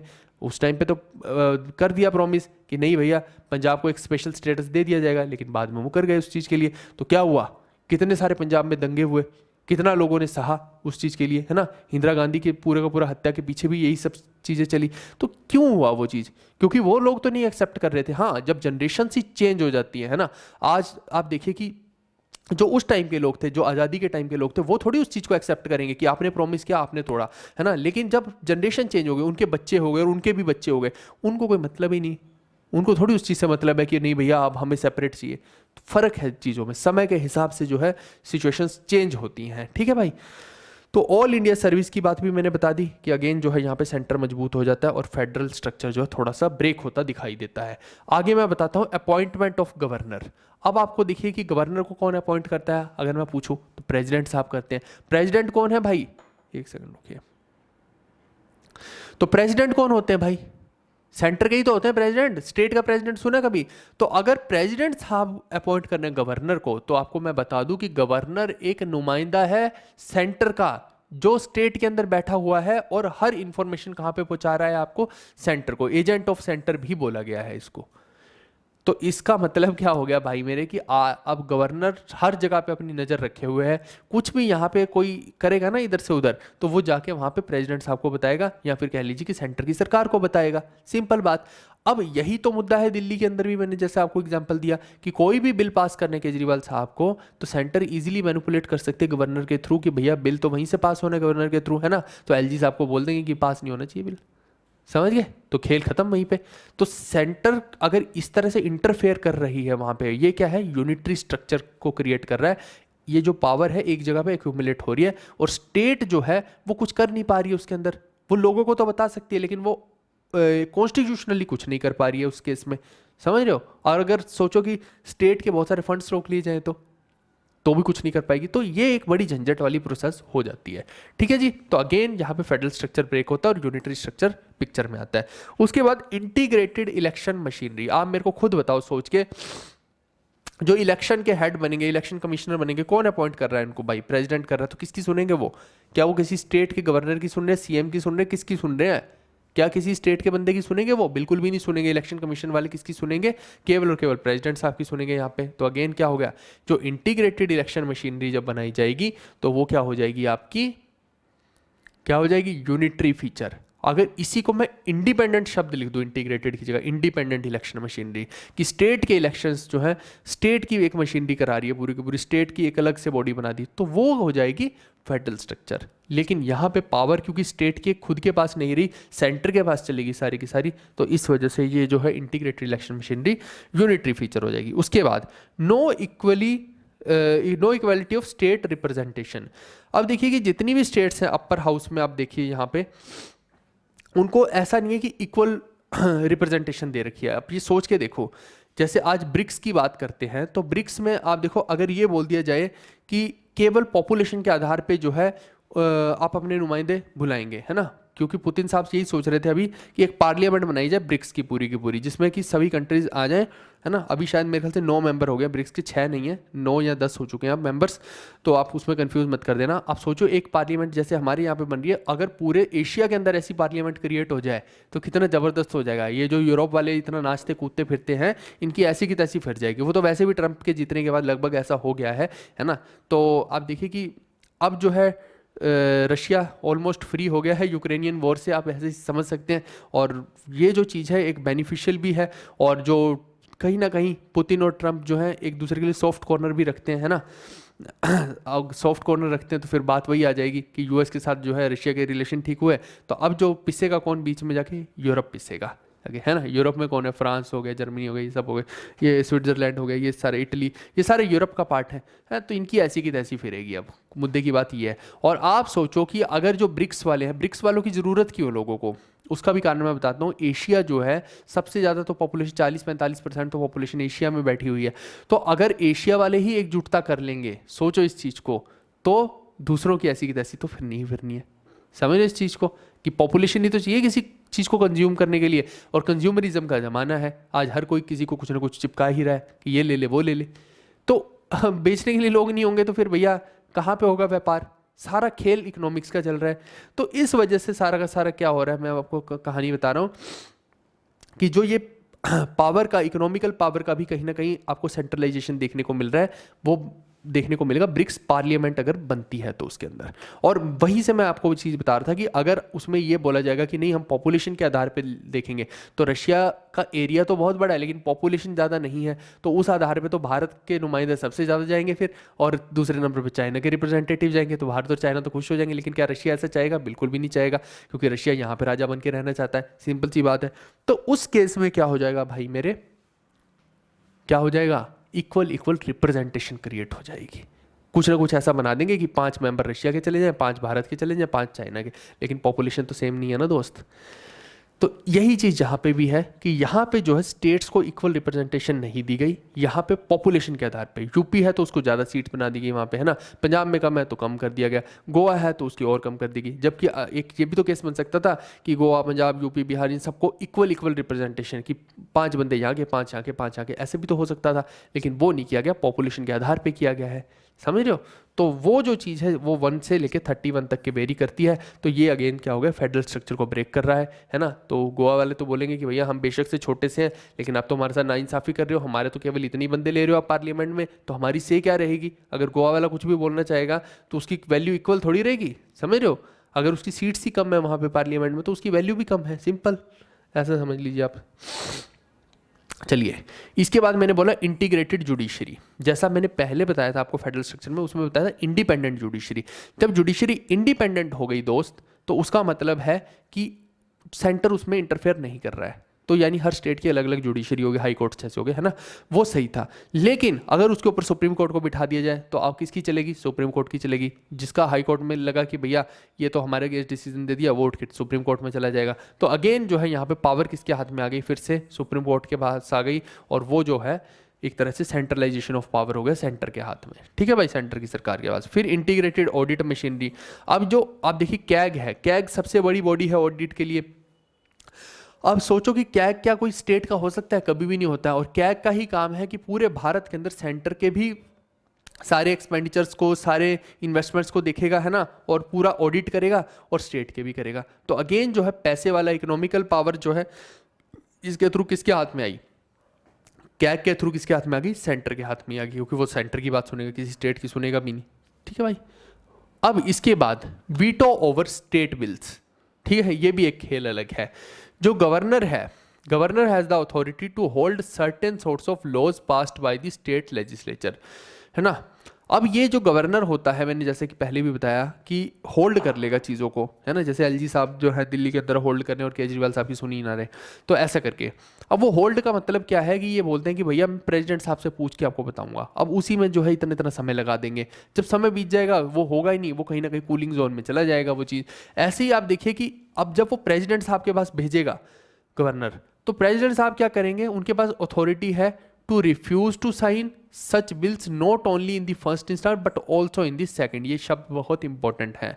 यानी इसका मतलब हो गया एब्सोल्यूट वीटो दे दी भाई प्रेसिडेंट साहब को। अब ये एब्सोल्यूट वीटो क्या होती है, सस्पेंसिव वीटो क्या होती है, पॉकेट वीटो क्या होती है, ये सब हम प्रेसिडेंट के अंदर पढ़ेंगे। लेकिन यहाँ पे आप समझिए एब्सोल्यूट वीटो जो होती है बहुत स्ट्रांग होती है। तो यहाँ प्रेसिडेंट साहब को एब्सोल्यूट वीटो दे दी भैया इस चीज़ के लिए कि वो किसी भी स्टेट के जो बिल है उसको होल्ड कर सकते हैं, उसको पास ही ना होने दें, निरस्त कर दें।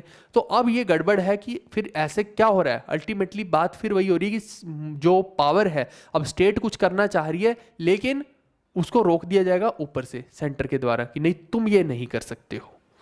जबकि आप यूएस में देखिए, ऑस्ट्रेलिया में देखिए, ऐसा स्ट्रक्चर नहीं है। वहाँ पे वो अपनी मर्जी से कुछ भी रूल्स बनाएं, जो मर्जी करना चाहें, अपने लोगों के लिए जो जैसे सुविधा देना चाहे करें। लेकिन यहाँ पे रोक दिया जाएगा अगर चाहे तो। मैं ये नहीं कह रहा कि हमेशा हर बिल में ही ऐसा होता है, लेकिन यूजुअली क्या होता है कि अगर सेंटर में बीजेपी की सरकार है तो वो कांग्रेस के साथ ऐसा करेगी, कांग्रेस की सरकार है तो वो बीजेपी के साथ। दूध का धुला कोई भी नहीं है, सब ऐसे ही करेंगे। ओपोजिशन के साथ बेसिकली ऐसा होगा और सफर कौन करेगी, आम जनता करेगी। उनको वो सुविधाएं मुहैया ही नहीं होंगी।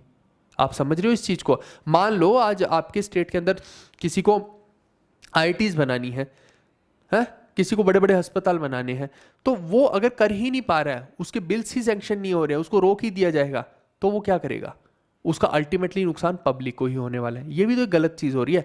तो कहने का मतलब है ये जो पावर हो गई इसको हम क्या बोल देंगे, यूनिटरी फीचर बोल देंगे, जब यहाँ पे एक पक्ष के अंदर ज़्यादा पावर होती है। और इसमें कौन सी जगह पे ऐसा नहीं होता वो मैंने बता दिया, यूएस में, ऑस्ट्रेलिया में यहाँ पे ऐसा नहीं होता है। उसके बाद आपका आता है, अच्छा ठीक है, इसमें तो एंड में यही बताया कि जो बैलेंस ऑफ पावर है, ये देखो बैलेंस ऑफ पावर जो है वो किसके फेवर में होता है, सेंटर के पावर, सेंटर के फेवर में होता है। हम इस पूरी यूनिटरी फीचर से ये चीज़ तो समझ चुके हैं, ठीक है भाई। अब जब हम इस चीज़ को समझ चुके हैं तो क्या हम अपने भारत देश को फेडरल स्ट्रक्चर का बोल सकते हैं? मैं आपसे ये सवाल पूछता हूँ, क्या हमारा स्ट्रक्चर फेडरल है या यूनिटरी है? तो अगेन बात वही आ जाती है कि हम कंप्लीटली फेडरल तो नहीं है, ये तो 100% है। इसीलिए बहुत सारे हिस्टोरियन जैसे केसी वियरे साहब हैं, इन्होंने क्या बोला कि भारत का स्ट्रक्चर क्वासी फेडरल तो हो सकता है लेकिन फुली फेडरल नहीं हो सकता है, ठीक है भाई। अर्ध संघीय ढांचा है हमारा, कंप्लीटली संघीय नहीं हो सकता है। और आप देखिए बहुत सारे इतिहासकार हुए हैं जिन्होंने अलग अलग जो है परिभाषाएं दी हैं भारत के स्ट्रक्चर के बारे में। इससे क्वेश्चन आता है, स्टार मार्क कर लो, ये याद कर लेना। जैसे कोई पूछ ले कि केसी वेरे साहब हैं जो, इन्होंने भारत के स्ट्रक्चर के बारे में, कॉन्स्टिट्यूशन के स्ट्रक्चर के बारे में क्या बोला है, तो इन्होंने इसको बोला है क्वासी फेडरल, अर्ध संघीय ढांचा, ठीक है। उसके बाद जो ग्रैनविले ऑस्टिन है, इन्होंने बोला है कोऑपरेटिव फेडरलिज्म इसको, ठीक है। वहीं पे मॉरिस जोन्स ने क्या बोला है, बार्गेनिंग फेडरलिज्म। बार्गेनिंग क्या हो गया, एक तरह से आप बोलते हो ना भैया नहीं नहीं 10 की नहीं, आप 9 की लगा लो, वही वाली बात है यहाँ पे। अच्छा ठीक है, तुम इतनी सी पावर तुम रख लो, इतनी हम रखेंगे, वो वाली बात होगी, है ना। बार्गेन कर रहे हैं लेकिन रियलिटी में क्या है, पावर सेंटर के पास ही है। वैसे ही आइवर जेनिंग ने क्या बोला, फेडरलिज्म विद सेंट्रलाइजिंग टेंडेंसी। वो तो मैंने बोल ही दिया आपको कि सेंटर के पास ही सारा का सारा अधिकार है। इसीलिए बहुत सारी स्टेट्स ये बोलती हैं, है ना, पंजाब जैसी स्टेट्स, क्यों वहाँ पे ऐसा ब्लू स्टार ऑपरेशन वगैरह आपको देखने को मिला, क्या थी उनकी डिमांडें, अब शायद आप उस चीज़ को रिलेट कर पाएं। दे आर सेइंग कि भैया जो फेडरल स्ट्रक्चर है तो हमें उस फेडरलिज्म में घुसाया जाए, आप कंप्लीटली फेडरल कर दीजिए हमें, है ना। लेकिन भारत की सरकार कभी कंप्लीटली फेडरल किसी को करेगी नहीं। अब जम्मू कश्मीर को आप देखिए भारत का पार्ट बनाया गया है, लेकिन रियलिटी में क्या है, जम्मू कश्मीर क्या मांग रहा था कि भैया हमें कंप्लीटली फेडरल बनाया जाए, समझ रहे हो। वो जो नेहरू जी ने उनको पहले तो वही बोला, है ना, फेडरलिज्म दे दिया उठा के, लेकिन अब जो बाद में है वहां पे क्या हुआ, क्या क्या हो रहा था, यू नो एवरीथिंग, है ना। अब उस चक्कर में क्या हुआ, वापस से उसको हटाना पड़ा, लद्दाख बनाना पड़ा, 370 हटानी पड़ी, कितनी सारी चीज़ें हैं, आप समझ रहे हो इस चीज़ को। तो या तो आप उस चीज़ को सभी स्टेट्स को दे दो, और नहीं देना है तो किसी को भी मत, तो सिंपल सी बात है। तो वो अब ऑलमोस्ट मेरे ख्याल से ख़त्म ही हो गया है, अब कोई मतलब नहीं रहता है फेडरलिज्म का, अब तो वैसे भी यूनिटरी फीचर ही क्रिएट होती दिख रही है, ठीक है जी। चलिए अब मैं कुछ सुप्रीम कोर्ट के डिसीजंस के बारे में बता देता हूँ, क्योंकि इसी बात का मुद्दा उठा के बहुत सारे लोग जो कोर्ट में भी गए उस टाइम पे कि भैया भारत फेडरल है कि यूनिटरी, ये तो बता दो। सुप्रीम कोर्ट के सामने रख दिया मैटर उठा के। अब सुप्रीम कोर्ट के अंदर एक जो केस है Kuldeep Nair versus union of India, ये लैंडमार्क जजमेंट मानी जाती है बहुत ज़्यादा, है ना। तो इसके अंदर यही पूछा गया था कि बताओ भारत का स्ट्रक्चर कैसा है। तो इसमें जो सुप्रीम कोर्ट ने वर्डिक्ट दिया, उन्होंने बोला federalism is a fundamental feature of the constitution. इन्होंने ये माना कि फेडरलिज्म जो है वो फंडामेंटल फीचर है कॉन्स्टिट्यूशन की। फेडरलिज्म को अगर कोई ब्रेक करने की कोशिश करेगा भारत के अंदर, तो जो है कॉन्स्टिट्यूशन को अमेंड नहीं कर पाएगा। वो ऐसा नहीं कर सकता कि कल को कोई भी आए पीएम बने और बोले कि नहीं भैया मैं तो यहाँ पे फेडरलिज्म के स्ट्रक्चर को ही ब्रेक करना चाहता हूँ, मैं चाहता हूँ कि किसी भी स्टेट को कोई पावर नहीं दी जाएगी, केवल सेंटर जो बोलेगा वही स्टेट करेंगी, चुपचाप से सुनेंगी। दो होता भी है ये बहुत सारे केसेस में, है ना। आपने पार्टी में आप खुद सोच के देखो कि एक पार्टी के जो दिग्गज नेता हैं आज बिठाए जा रहे हैं कि भैया वो अपनी कोई बात बोल ना पाए, और उनकी जगह पे पपेट्स को बिठा दिया सीएम बना के। सोचो आप कितना बड़ी हंसी वाली चीज है। अब किसी पपेट को बिठाओगे तो वो तो पपेट तो वही मानेगा जो है ना सेंटर का, उसका मालिक जो बोलेगा वही मानेगा, वाली बात है।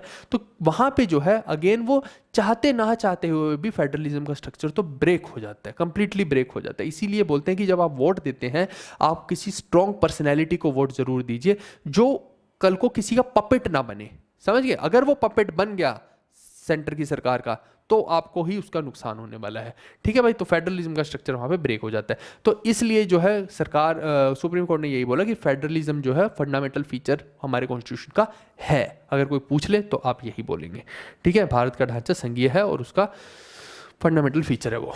उसके बाद एक केस होता है 1994 में, SR Bommai versus union of India case. Again इसमें भी सेम चीज़ें लिखी गई है ना।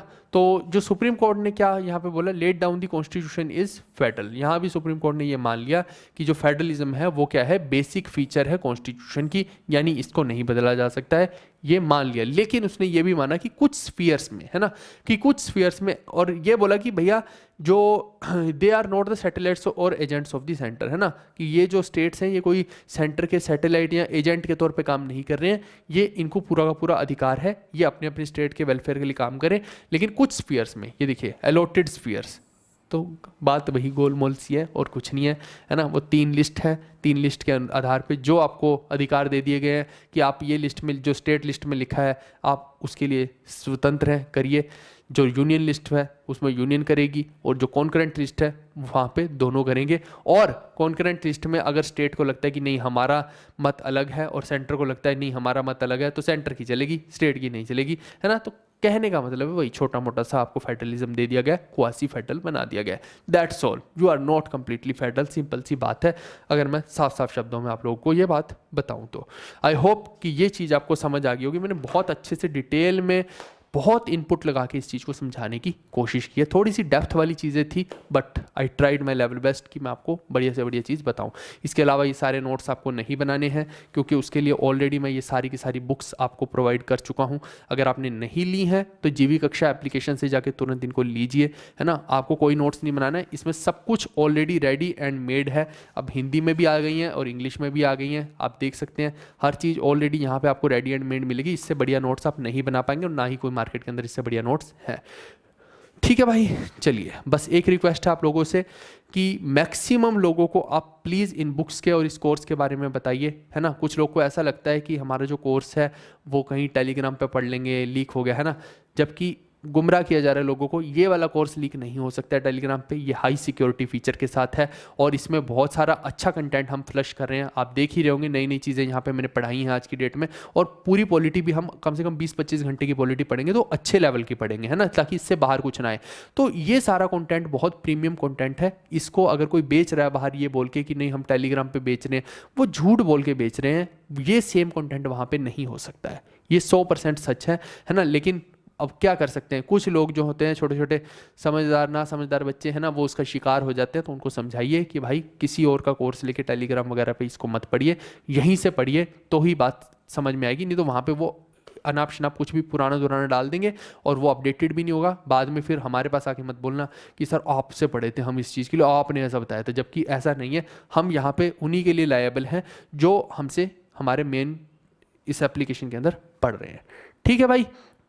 और अगर आपको ये सेशंस अच्छे लग रहे हैं तो जो हमारी जीवी कक्षा एप्लीकेशन है उसको प्ले स्टोर पे जाके 5 स्टार की रेटिंग और एक पॉजिटिव कमेंट ज़रूर दीजिएगा। It will be very valuable for others, है ना।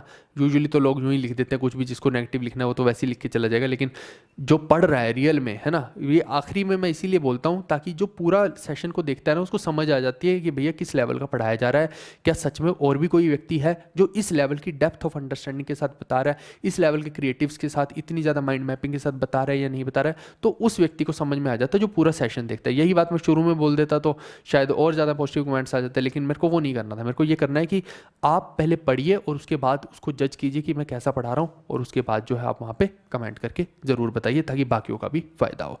हम मिलते हैं नेक्स्ट सेशन में। Bye bye, take care, see you, love you all.